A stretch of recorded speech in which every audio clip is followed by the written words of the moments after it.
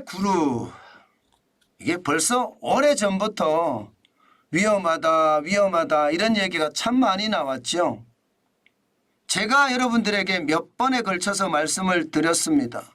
롯데그룹은 생각하는 것보다가 훨씬 위험하다 이렇게 말입니다. 한번 보실래요? 어느 정도인지. 예. 신동빈 롯데그룹 회장이 요미우리 일본입니다. 요미우리 신문하고 인터뷰한 내용입니다. 지금은 정책을 바꿨다. 일부 사업을 매각할 것이다. 이것은 여러분 구조조정하겠다는 겁니다. 그것도 그룹 회장이 직접 구조조정을 하겠다는 말을 저는 한 거라고 보입니다. 2020년 3월에도 니혼게이자이 신문, 일본 경제신문입니다. 니혼게이자이 신문하고 인터뷰를 해서 구조조정에 대한 이야기를 밝혔었는데 이번에는 요미우리 신문하고 구조조정에 대한 이야기를 밝혔다 이렇게 생각하시면 될 것 같습니다. 그만큼 말입니다. 지금 롯데는요 어렵다 이렇게 표현하는 게 맞습니다. 딱 한마디로 정의할 수 있는 겁니다. 어렵다.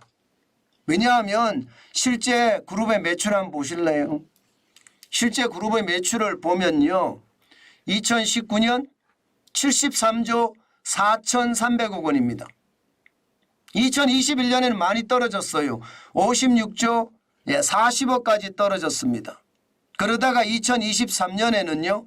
71조 890억까지 늘었어요. 그렇지만 2019년에 매출은 회복하지 못하고 있는 거죠. 여기다가 당기순이익을 보면 기함을 토할 수밖에 없습니다. 매출은 60조 70조 가는데 당기순이익은 2019년에 5,520억 원의 당기순이익을 취했거든요. 그런데 2020년 보세요. 줄어듭니다. 4,660억 원으로. 2021년은 충격적인 숫자가 옵니다. 무려 말입니다. 그룹의 당기순이익이 마이너스 2조 7,730억 원이에요. 적자를 낸 겁니다. 2조 7,730억 원. 어마어마하죠. 그렇다고 2022년에 바로 회복했느냐? 못했습니다. 2022년에도 1조 5,150억 원입니다. 2조 7,730억 원의 적자를 내고 겨우 말입니다. 1조 5천억 회복했으니까 1조 2천억 원 회복도 못했잖아요. 그런데 작년에는요. 71조 8,090억 원의 매출을 하면서 당기순이익은 적자가 났습니다. 150억 원의 적자가 났어요. 이러니 말입니다. 그동안 롯데는 M&A를 통해서 M&A라는 게 기업을 인수합병하는 것을 M&A라고 하는데요. M&A를 통해서 기업의 체질을 바꿔보겠다 생각을 했지만 사실상 실패한 것으로 보입니다. 그러니까 구조조정을 세게 할 수밖에 없겠죠. 지금까지 60개 기업을 M&A 했다면요. 이제 팔아야 되는 사업도 그만큼 많아지지 않을까 지금 시장에서는 그렇게 예측하고 있습니다. 여러분 알다시피 롯데가 쉽게 말하면 어렵다라고 말했지만 심상치 않다, 시원치 않다 뭐 이렇게 표현할 수도 있습니다. 이미 말입니다. 2020년에 롯데는요. 구조조정을 한번 했습니다. 백화점을 말입니다. 5개 이상 줄이고 마트도 50개 이상, 슈퍼도 70개 이상, 롭스도 20개 이상 줄이겠다. 그래서 5년간 약 말입니다. 200개 점포를 폐점하겠다. 이미 구조조정을 2020년부터 선언을 했습니다. 이게 사실은 2019년에 한 거나 다름없거든요. 이미 롯데는 어렵다 이렇게 생각을 했던 겁니다. 이렇게 될 수밖에 없었던 게 성주에 사드 기지를 제공하고 나서요. 중국에 있는 사업이 몽땅 망했잖아요. 백화점 사업도 망하고 대형 쇼핑 사업도 망하고 말입니다. 그러면서 거기서 엄청난 타격을 입었습니다. 그래서 해외 사업에서 완전히 쉽게 말하면 말아먹었죠. 뭐 지정학적 이슈와 동시에 말입니다. 이념적 이슈까지 겹치면서 사드 보복의 가장 핵심이 된 게 롯데였습니다. 그러니 롯데는 이미 그때 구조조정을 시작을 한 거죠. 2019년부터 해왔던 거예요. 네, 2016년에 사드 보복이 있었으니까 17년, 18년, 19년 계속 구조조정을 하고 있다는 뜻이죠. 728개 중에 200개를 조정한다는 것은 강력한 구조조정이었거든요. 그런데 그 구조조정이 있었고요. 여기에다가 2022년에는요.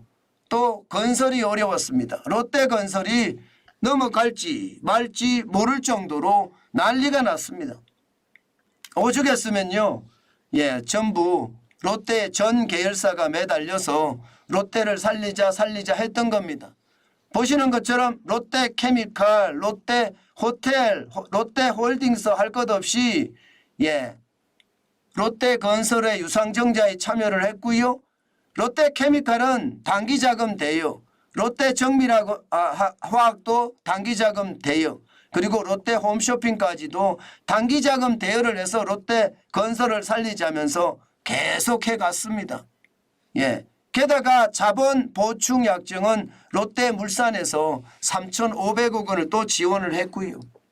그러니까 이런 와중이니까 여러분, 백화점 사업은 단위를 줄여서 쪼그라드는 상태에서 롯데건설이 위험하니까 전 계열사에 있는 현금을 다 모아서 롯데건설을 돕고 있잖아요. 그렇다고 말입니다. 지금 롯데건설의 상황이 좋아졌느냐? 지금 그게 아니라는 게 더 문제입니다. 앞으로 롯데건설은 더 어려워질 것이라는 게 시장의 예측이거든요. 이렇게 시장의 예측대로 롯데그룹이 계속해서 어려워지면 최악의 상황도 저는 배제하지 못한다고 봅니다. 실질적으로 말입니다. 왜 어려우냐? 구조조정을 안 할 수밖에 없는 게요. 지금 우발채무, 쉽게 말하면 부동산 PF 대출에 대한 우발채무가 엄청납니다. 이거 어떻게 하든 해결해야 되는데 이거 해결하기가 난망입니다. 여러분 보시는 것처럼 나이스 신용평가 자료입니다. 지금 4년새에 롯데건설의 부동산 PF 우발 채무가 5조 4천억까지 늘었습니다. 2022년 6조 8천억 원에서 그래도 1조 4천억 가량 줄었잖아요. 전 계열사가 나서서 거의 1조 4천억 이상을 조달해서 줬으니까 줄긴 줄었습니다만은 여전히 5조 4천억은 많은 돈이고요.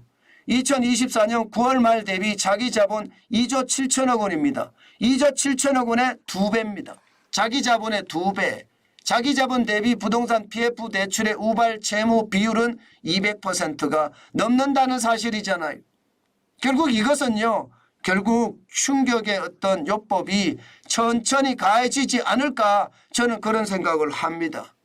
이게 롯데는요. 여러분에게 제가 롯데그룹 위험합니다 하고 여러분들에게 말씀을 드렸을 때부터 지금까지 롯데가 위험해서 벗어났느냐? 그렇지 않습니다. 늘 어려웠고요. 늘 최악의 어떤 길을 가고 있다. 이렇게 표현할 수 있을 정도로 최악이었습니다. 그만큼 상황이 나빴다는 뜻이죠. 그러면 구조조정은 이제 어떻게 할 것인가? 이제 그게 궁금한 사례가 되겠죠. 구조조정이요. 신동빈 롯데그룹 회장은요. 4가지 방향을 설정했습니다. 4가지 방향이라는 게 4대 신성장 영역입니다. 4대 신성장 영역은 바이오, 메타버스, 수소에너지, 배터리 소재 이렇게 가겠다는 겁니다. 바이오는 이미 롯데바이오로직스가 BMS사의 시큐러스 공장 인수했습니다. 그러면서 말입니다.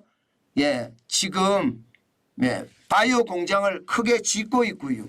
메타버스는 롯데정보통신이 CES 세계 가전쇼에서 말입니다.